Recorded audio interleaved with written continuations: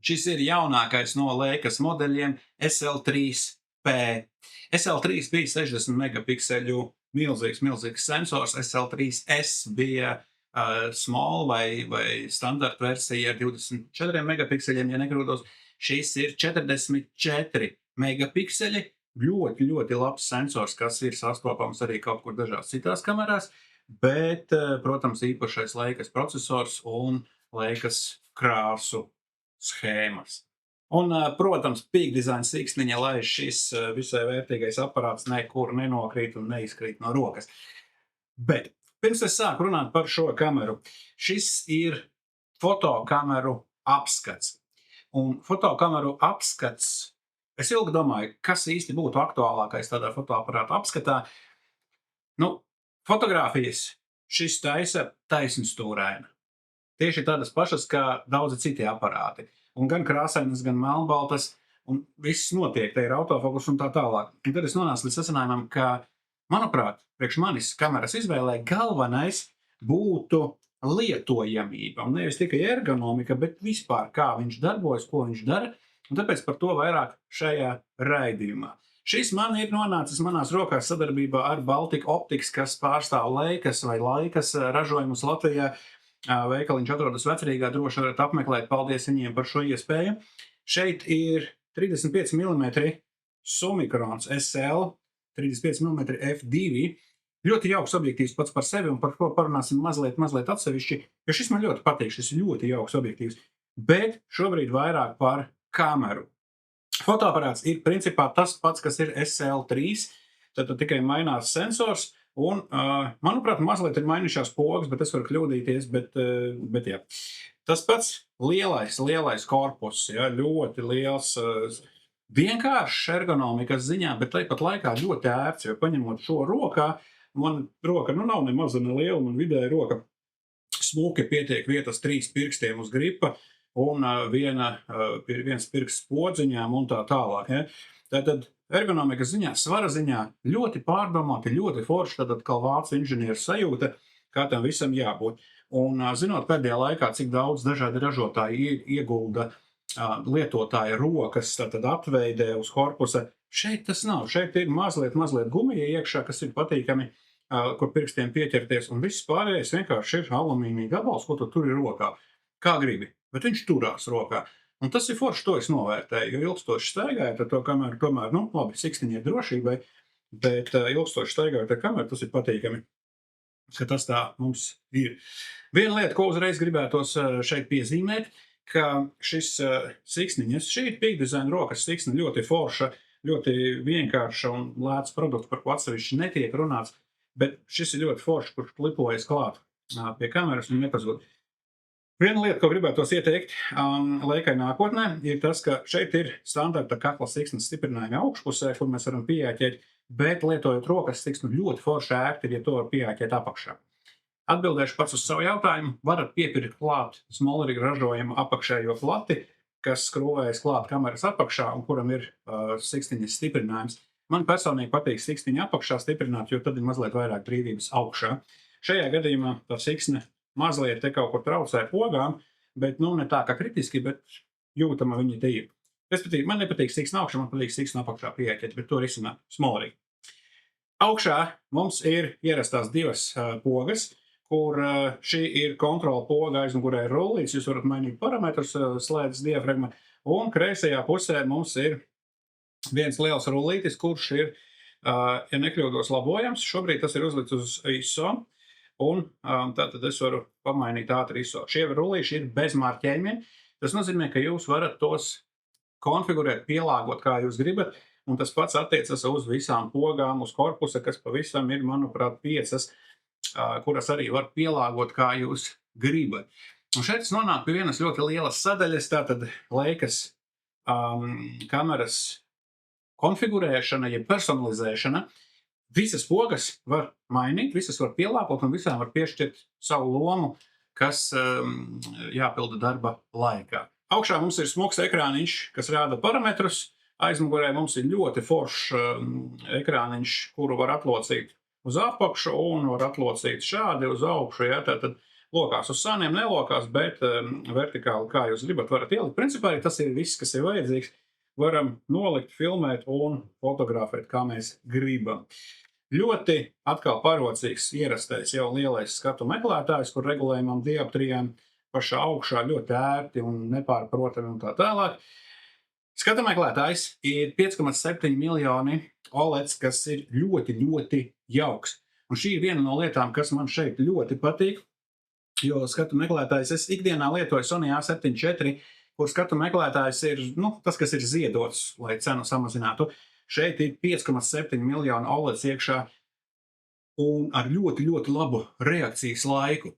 Un ar reakcijas laiku, es domāju, pirmkārt minimālas aiztures, vai faktiski pat nav fotografējot. Un kas man ļoti patīk, pret Sony salīdzinot, jebkura kustība ekrānā reakcija ir ļoti, ļoti momentāna. Un tas reakcijas laiks, kas padara šo skatu meklētāju ļoti lietojamu un reāli ir patīkami staigāt un skatīties tieši tajā skatu meklētājā, jo nav šīs digitālā ekrāna sajūtas. Šis jau faktiski ir uz robežas, jau gandrīz ar to, kas ir dabā, tātad ar optisko skatu meklētāju. Redzēt, bija jāpieiet 10 gadiem, lai mēs līdz tam atpakaļ nonāktu, bet šis ekrāniņš ir ļoti, ļoti jauks. Šis skatu meklētājs. Aizmugurē šis ekrāns ir visai parasts ar touchscreen un arī visai ļoti ok, bet skatu meklētājs šeit ir fantastiski labs. Tas, protams, varbūt ir kaut kādām kamerām, kur ir 9 miljoni pikseli iekšā, bet, godīgi sakot, tur es vairs neredzu atšķirīgu. Šajā gadījumā 5,7 jeb 6 megapikseli skatu meklētājs, jā, tas ir forši, tas darbojas. Aizmugurē ierastā ieslēgšanas poga mums ir kreisajā pusē, tas nozīmē, ka kameru jums ir jātur ar abām rokām, lai to ieslēgtu.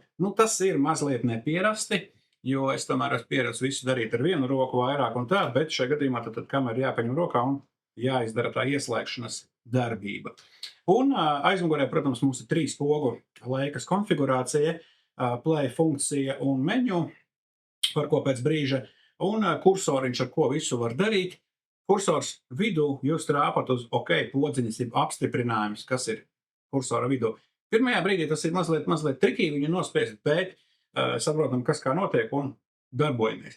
Jo arī šī kamera, līdzīgi kā es runāju par iepriekšējo SL modeli, ir paredzēta principā sakonfigurējiet un lietojiet. Un arī menu ir paslēpts 2 slāņos, tad 2 līmeņos. Mēs nospiežam menu vienreiz, otrais, bet to es pēc brīža parādīšu, kā šis darbojas. Un sakonfigurējam un neaiztiekam. Ejam tātad strādājam, 5 spogus uz korpusa, viss, kas vajadzīgs, viss, kas mums ir nepieciešams dzīvē. Lūk, 2 karšu sloti, SDXC, tātad parastais slots un CF Express Type B slotiņš ātrais, kurš šajā gadījumā ir absolūti nepieciešams, jo te ir viena lieta, kuram vajag CF Express karti. Un tas ir 8K OpenGate video ar milzīgu bitrate, milzīga datu plūsma tiek glabāta kartē. 8K OpenGate nozīmē, ka jūs filmējat 3:2, tātad no pilna sensora neko nekropojot nost, un pēc tam pēcapstrādē griežat, kā jūs gribat to video failu. 8K video fails nozīmē, ka jūs varat ļoti, ļoti griezt ārā no tā, kas ir uzfilmēts. Vienalga, ko jūs darīt, jūs varat kropot ļoti, ļoti iekšā, un rezerve ir milzīga. Atkal jautājums, vai tas ikdienā ir vajadzīgs, bet ja jūs zināt, kas tas ir, tad jūs zināt, kas tas ir, kad tas ir vajadzīgs, un reizēm tas nodēr. Atsevišķi jāpiemina, protams, vāciņš, kuram iekšā šie te izvirzījumi ir gumijas, lai nesaskrāpētu objektīvu lēcu. Fantastisks sīkums. Nevis plasmasas, bet gumijas, ja jūs pieskaraties pie objektīvu, nesaskrāpēsiet. Tas ir fēni un uzraksts laika arī ļoti, ļoti forši.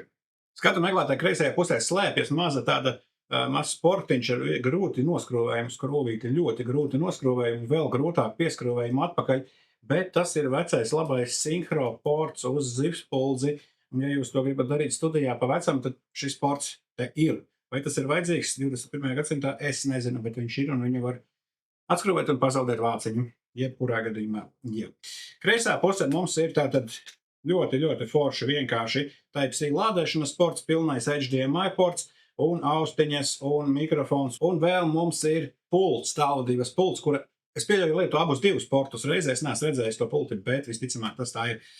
Un tas arī viss liekas standarta baterija, Šeit mums apakšā vēl ir vieta, kur var pielikt gripu, ja, tātad kontaktu ports. Mēs varam pievienot papildus gripu šai kamerai, lai tas tvērums būtu lielāks, bet, godīgi sakot, nevajag. Šī ir liela kamera, viegli ērti turās rokā, nevajag vairāk neko. Un mistiskā baterijas izņemšana, kas mani mulsinājusi kopš pirmās digitālās laikas, man liekas. Tad mēs attaisam vaļā šo likšķi, mums iznāk baterija mazliet, un tad mēs viņu mēģinam izraut, un viņi nenāk ārā. Un maģija ir tajā, ka vajag mazliet piespiest, un tad viņi atlec vaļā. Vienkārši eleganti, bet jāzina, ko jūs darat. Tas ir, es domāju, paredzēts, lai turistam nevar izraut bateriju ārā, es nezinu, vai tā vajag. Attaisam, un viņi neizkrīt. Citiem ražotājiem attaisat slēdzīti, baterija izveļas un tā tālāk. Piespiežam mazliet, izņemam ārā. Baterija ir, cik mums te rakstīts, 16 Wh. Diezgan liela. Ar šo var pastaigāt diezgan normāli. Un Leica tomēr vienmēr ir bijusi enerģijas taupīga, kamēr jūs nefilmējat 8K video. Bet fotorežīmā šo bateriju pietiek labam laikam, un video filmējot, protams, jā. Atgriežoties pie video, šī kamera ir diezgan hibrīds, to paši ražotāji saka, bet, ja jūs dabūjat 8K OpenGate, kas gan ir atkarīgs, ieraksta laiks ir atkarīgs no kartes un tā tālāk, ir 7K, 6K, tur ir vesela kaudze parametru, ko mēs varam no tā video dabūt, bet šī iespēja, līdzīgi kā Panasonic kamerām, ka video ir principā atgriezts vaļā, jūs varat darīt, ko jūs gribat, un pēc tam tepat var dabūt ārā RAW, un var dabūt ProRes 422, 10 bitus iekšēji. Te var dabūt no video visu, ko jūs gribat no citām kamerām, un šeit pat ir vairāk tā visa. Jautājums tagad tā, vai mēs pirksim šo, lai filmētu video, un es teiktu, gandrīz vai absolūti jā. Jo mums ir līdzīgas Panasonic kameras, līdzīgs modelis ar 44 megapikseli sensoru, kuram arī ir OpenGate un kuram ir viss pārējais. Bet šīs kameras vieno L-mount, L-bajonete ar apmēram 150 dažādiem objektīviem, ko jūs varat lietot. Sigma, Panasonic, Leica un citi, ko jūs varat likt uz šīm bajonetēm. Un L-mount, jeb L-bajonete, kino aprindās īsti neprasa komentārus. Tas ir ļoti populārs, pazīstams formāts, un kino aprindās tas ir populārāks nekā Sony, Canon vai Nikon kopā ņemti. Tātad L-bajonete mums jau ir kino pasaule. Es nesaku, ka mēs tagad visi iesim un filmēsim Netflixam seriālus, ja? Bet tehnoloģiski šis ir ļoti atrāvies no visiem pārējiem. Atbildot tātad atšķirība no Panasonic. Pirmkārt, korpus un mehānika un kvalitāte. Ticiet man, paņemot rokā, šis ir smuks metāls, šis ir smuki, organiski pārdomāti, minimalistiski, ejam, darbojamies, strādājam, un viss ir ļoti kvalitatīvi. Un otra lieta ir iekšas. Un iekšas mums ir divas. Viens ir procesors, kas nodrošina saucamās Leicas krāsas, bet pie šī es nonākšu mazliet vēlāk pēc brīža, pacietību. Un otra lieta ir Leicas procesors, kas arī to visu dara mazliet savādāk un mazliet pa savam. Diemžēl Leica nepiedāvā iespēju kameru ar HDMI saslēgt ar ekrānu vai ierakstītāju un ierakstīt to, kas notiek meņu. Tas ir noslēpums, tāpēc jums nāksies man ticēt, kad es stāstu tas, kas šeit notiek. Kamera principā ir ļoti labi vadāma ar touchscreen, ja jūs ar to tiekat galā. Touchscreens ir ļoti labs, ļoti precīzs un patiesībā ļoti dažiem smalkiem momentiem, kur var pieslēgties un ko var darīt, bet tas ir būtībā telefona ekrāns, ar kuru jums ir jābūt pazīstamam. Man personīgi touchscreens nevis šis konkrētais, bet vispār jebkurš touchscreens man patīk pogas. Bet jūs varat visas darīt lietas gan ar pogu vadību, tātad ar šo kursoru, gan ar pašu ekrāniņu. Tātad nospiežot pirmo reizi meņu, mēs nonākam ātrajā izvēlnē, kur mums ir apkopotas kaut kādas ātrās nepieciešamās akūtās lietas, kuras var konfigurēt. Un nospiežot vēlreiz meņu, mēs tiekam dziļāk iekšā parametros, kur mēs varam visu regulēt. Lūk, interesantā lieta, kas mums šeit ir pieejama, ir piemēram automātiskā horizonta koriģēšana. Tātad Dutch angle paliek neiespējams, un jums visu laiku kamera kropo ārā no 44 megapikseļiem bildīt, kur horizons un perspektīva ir iztaisnota. Es pieļauju, ka reizēm tas varbūt ir noderīgi, steigā strādājot, un to jūs varat ieslēgt, un tā ir interesanta lieta, ko es nebiju citur redzējis. Un tālāk sakot, ļoti interesanta lieta. Šeit ir ļoti daudz dažādi user profili, jeb lietotāja profili, kurus jūs varat sakonfigurēt. Jūs varat lejupielādēt no interneta un no telefona aplikācijas krāsu profilus. Standartā mums ir šeit standarta Leica, Natural, Vivid un tā tālāk, melnbaltie, bet šos profilus līdzīgi kā Fuji un Ricoh kamerās jūs varat ar aplikāciju, ar Leica fotos aplikāciju ielādēt kamerā. Kamera saslēdz telefonu, jūs varat, kā saka, iekačāt šos profilus. Jūs varat saglabāt lietotāja profilos video filmēšanas uzstādījumus. Un arī patiesībā ļoti interesanti, teiksim, 8K, 4K šie visi parametri video regulējās caur profiliem, caur sakonfigurētiem profiliem, nevis atsevišķi menu, piemēram. Un pie tā ir mazliet jāpierod, ja jūs gribat pārslēgt 4K uz 8K, tad jums ir jāiet uz lietotāju profiliem video filmēšanai. Tātad krāsu profili, video filmēšanas profili un vēl ir kameras profili, kurus arī jūs varat saglabāt atsevišķi dažādiem lietotājiem.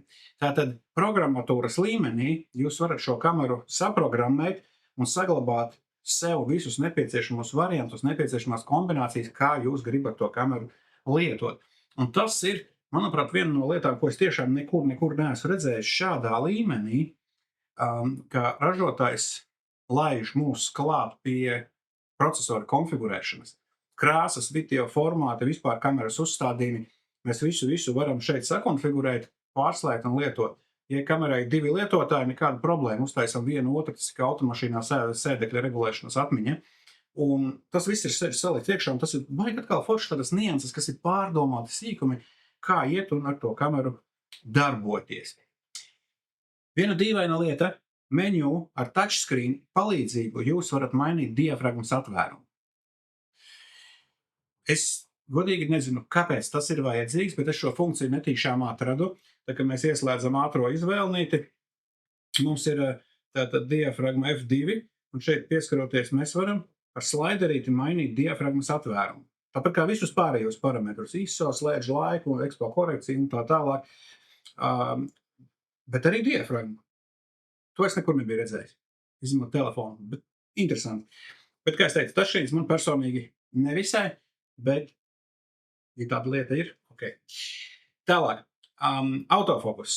Autofokus ir standartā parastie režīmi, un ļoti īpatnēja forša lieta patiesībā ir cilvēku atpazīšanas režīms un dzīvnieku atpazīšanas režīms. Cilvēku atpazīšanas režīmam ir atkal 2 varianti – seja vai seja plus ķermenis. Un, godīgi sakot, man iepatikās seja plus ķermenis, jo ļoti forši ar kvadrātiņiem atzīmē seju acis un ar lielāku taisnstūru arī ķermeni. Tātad seko līdzi visam cilvēkam vai tikai sejai. Un tas pats attiecas uz dzīvniekiem. Vai ne tikai seja vai viss dzīvnieks kopumā. Nav atsevišķa putnu režīma, nav atsevišķa lidmašīnas režīma. Es nezinu, vai to vajag. Bet cilvēks dzīvnieks, tātad sekojušais autofokus un arī parastajā AFS režīmā strādā šī sekošana pēc sejas vai pēc visa kopumā. Autofokus ir visai ātrs, visai veikls un arī kā dažādi apskati saka, tātad konkurēt spējīgs ar visu pārējo. Un autofokusa tests mums ir šeit ātrums, tātad kadri sekundē, un kadri sekundē mums ir līdz 15 kadriem sekundē ar mehānisko slēdzi, kas ir 14 bit fails, RAW fails, un līdz 40 kadriem sekundē, kas mazliet samazinās, tas ir 12 bit fails, tad izmērā mazāks, krāsu ziņā mazāks, bet jūs dabūjat 40 kadrus sekundē. Tas ir milzīgs ātrums 44 megapikseļu sensoram, un attiecīgi jums vajag pretī ļoti labu atmiņas karti. Ja jūs gribat 40 kadrus sekundē, jums vajag CF Express, tā bija ātro karti, jo ar parasto SDXC mazliet buferis ir diezgan liels, bet vienā brīdī viņš aizsitas pilns. Tātad, ja jūs gribat dzīt pa pilnam to kameru, tad jums vajag normālu labu atmiņas karti. Es paliku kaut kur pie 5, pie 7 kadriem sekundē, kas man ikdienā pilnīgi pietiek, un pāris dienas ar šo padarbojoties, tad tas ir absolūti pietiekami.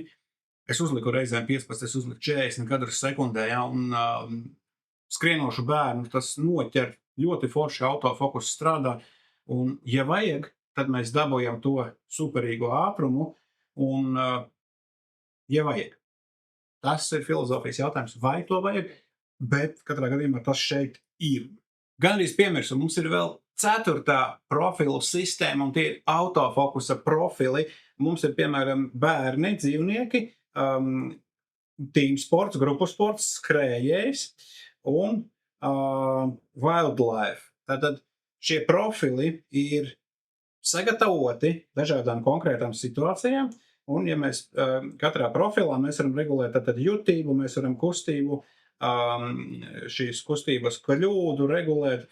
Tad vēl ir 4. profila sistēma, jūs varat izveidot arī savus autofokusa profilus. Jūs nevarat izveidot jaunus, jūs varat pielāgot esošos, kādi šeit ir. Bet arī tas ir gana interesanti, un, protams, būtu vērts neaizmirst, kurš profils jums ir ieslēgts. Ir, protams, prefokus funkcija, kas fokusējās visu laiku, un tad, kad jūs spiežat pogu, kamera jau ir sagatavojusies tam brīdim un ir jau nofokusējusies uz to, ko jūs meklējat. Protams, ir focus peaking un fokus palielināšana, touchscreena fokus. Vēl ir ļoti interesanta lieta. Touch AF in EVF, tātad skārienu jutīgais fokus skatu meklētājiem. Kā tas strādā, tūlīt paskatīsimies.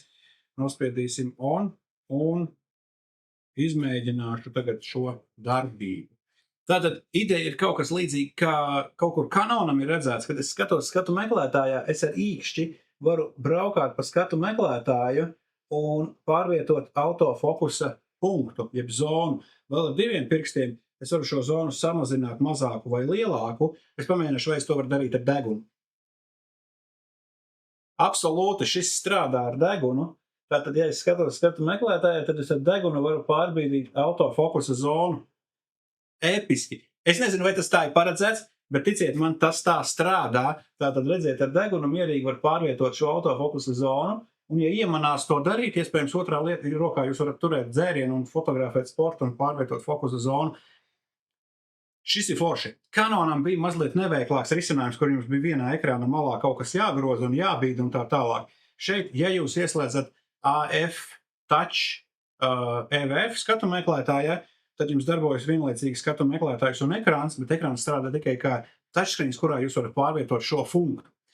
Šī, protams, nav acu, tātad acs trackings autofokusa punktam, bet šis arī ir pietiekami interesanta lieta. Neaizmirstiet atslēgt, ja jums to nevajag.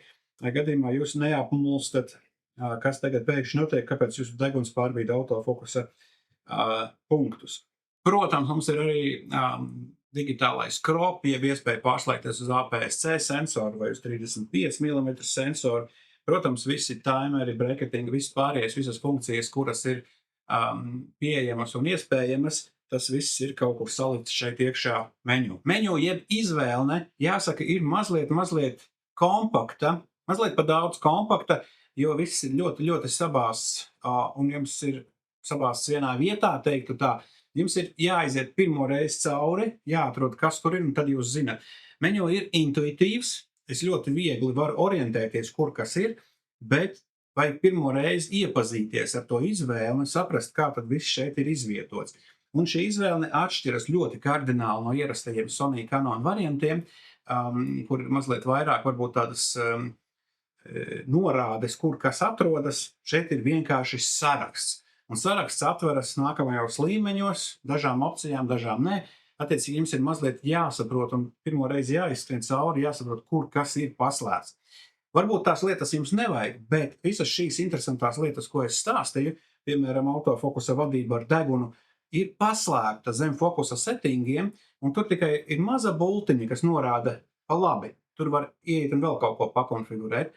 Tātad menu ir tāda, es teiktu, tāds interesants ceļojums, kurā jūs atklājat visu laiku kaut ko jaunu. Ja jūs, protams, neesat absolūti apzinīgs pilsonis un esat izlasījusi manuāli un tagad visu zinat, un tad meklējat, ko jums vajag. Ja jūs kameru iepazīstat kā kameru bez manuāļa, tad šeit ir ļoti daudz visādu atklājumu.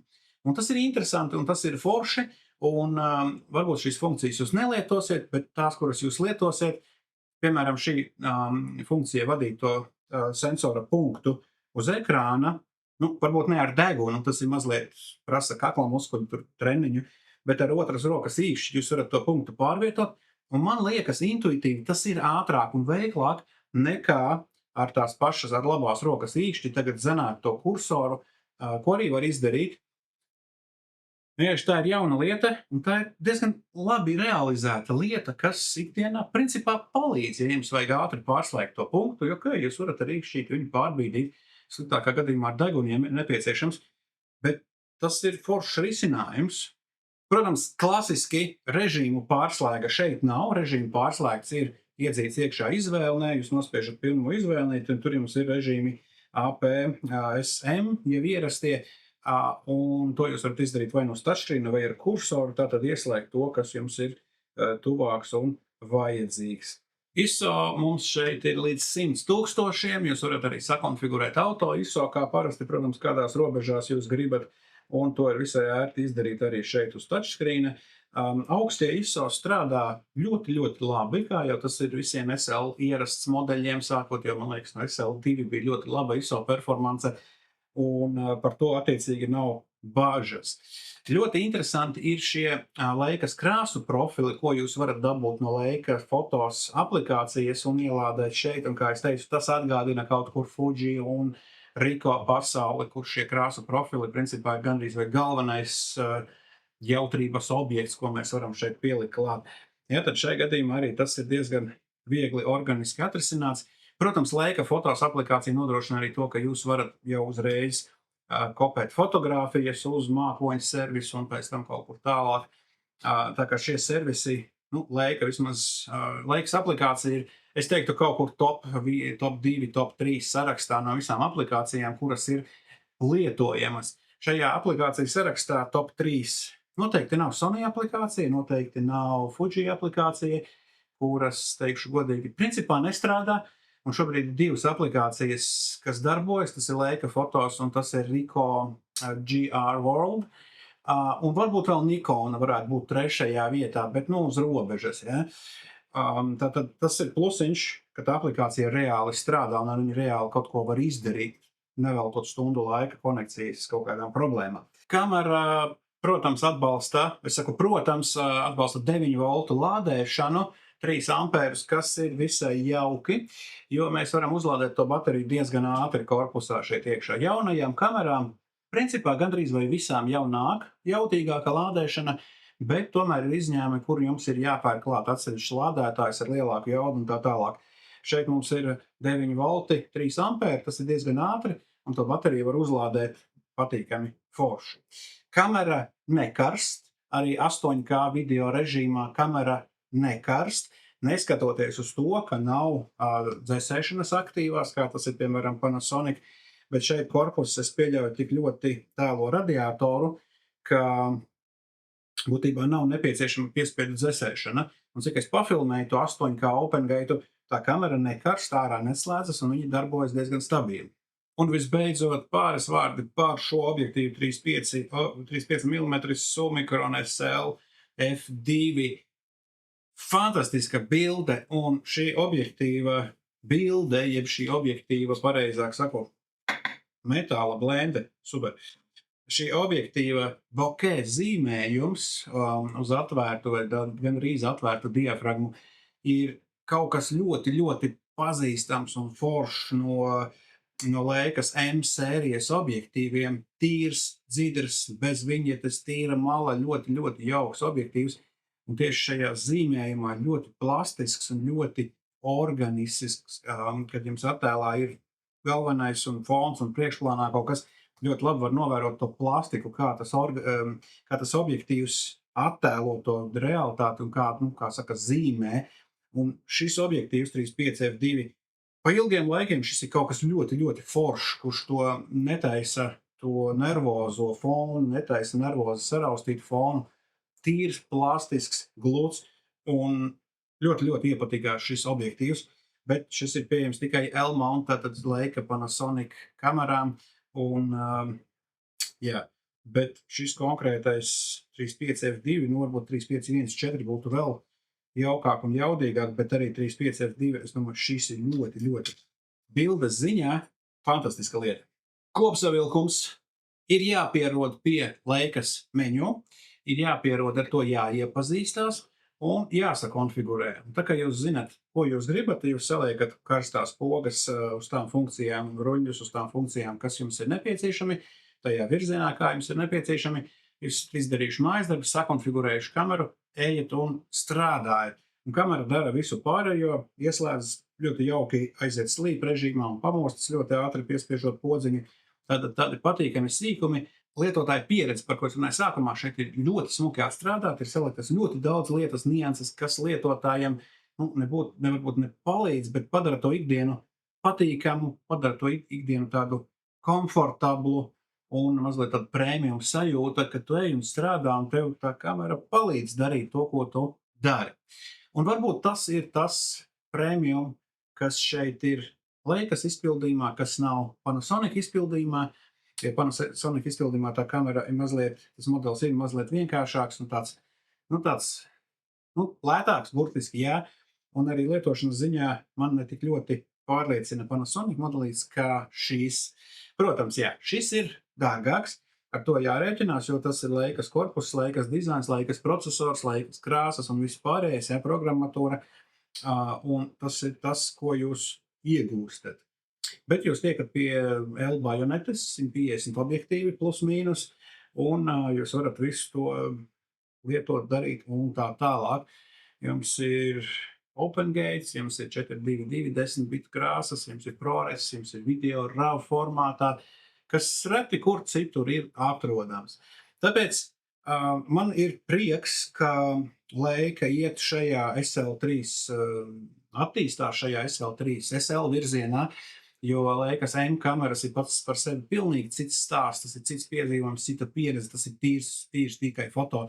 Šis ir absolūti spējīgs, ļoti, ļoti ambiciozs hibrīds, kur jums ir ļoti liels izšķirtspējas foto un jums ir 8K video, ja jums to vajag.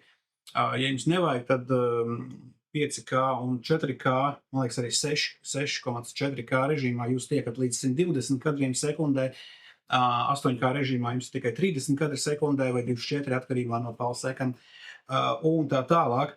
Tātad jums ir ļoti, ļoti spējīgs un ražīgs aparāts, ar ko jūs varat īstenot visādas savas ieceres. Tālūk, tas bija pārskatiņš par Leica SL3P.